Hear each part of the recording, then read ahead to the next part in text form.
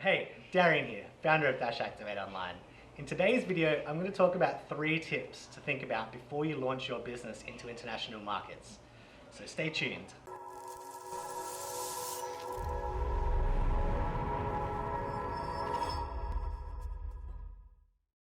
So, as you know, we run an e-commerce Facebook ads agency, and we have conversations literally every day about businesses that are either based in Australia or based in the US or based in London or wherever you might be, wanting to expand into other markets and sell outside of their home country. Awesome idea, definitely a really quick way to boost revenues and boost profits. But there's 3 things that a lot of business owners do tend to forget when it comes to expanding into new markets. And I wanted to quickly cover those off today. It's just something to think about if you are looking to launch your e-commerce business into a new market. So let's look at it from the perspective of an Australian business launching into the US for this first example. The main thing that you want to consider is currency. Especially if you're going Australia to US, American buyers don't want to buy things in pounds or Australian dollars or Canadian dollars. They want to buy things in freedom dollars or US dollars. That's where a lot of people kind of get mixed up. So they might run a plugin on Shopify that changes the prices, and it factors in obviously exchange rates, which is great, but on the end where the end consumer is, those prices then all get messed up and they're not in line with your pricing strategy. So let me give you an example.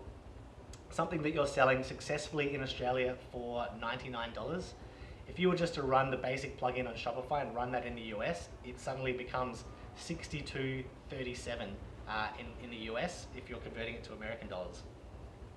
So you do really need a good strategy for replicating your prices and making sure that they're fitting in with your pricing matrix. The second thing that people tend to forget is shipping times. So if you're selling successfully in Australia and you're beginning to ship to the US, you do need to factor in that it's going to take longer for product to get there. So 2 workarounds for that: potentially you start warehousing things in the US so that you've got those nice quick shipping times, because I guess this is a little bit of a segue, but the US is so Amazon heavy that people there are expecting to receive product in 2 days or immediately or overnight. So if you can't deliver that as an Australian e-commerce retailer, you're already a step behind. The second thing that you could do is making sure you're setting those expectations with customers. So ensuring they know that it's an Australian business and potentially your goods and products are made in Australia, warehoused in Australia, and have to be shipped from Australia, so the shipping times aren't going to be longer. Communicating all that up front so that that buyer knows what they're getting.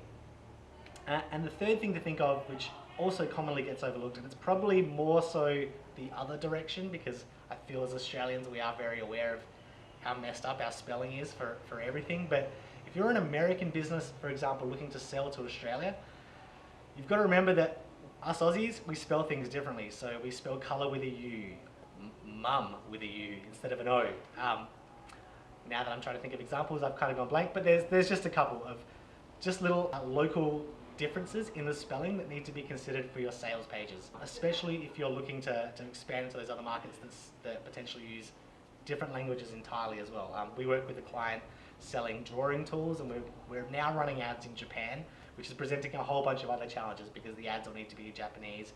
We're getting the sales pages translated to Japanese, making sure everything's in yen. So just factoring in all these things. Cool. So that was a quick video on 3 tips to look out for if you are looking at expanding your business into other markets. It's not an easy feat. It's something that takes a lot of work. So if it is something you are looking for help with, definitely hit me up with a DM or an email or a message, and let's connect and let's chat about your business. Otherwise, yeah, peace. Have a good one. Bye.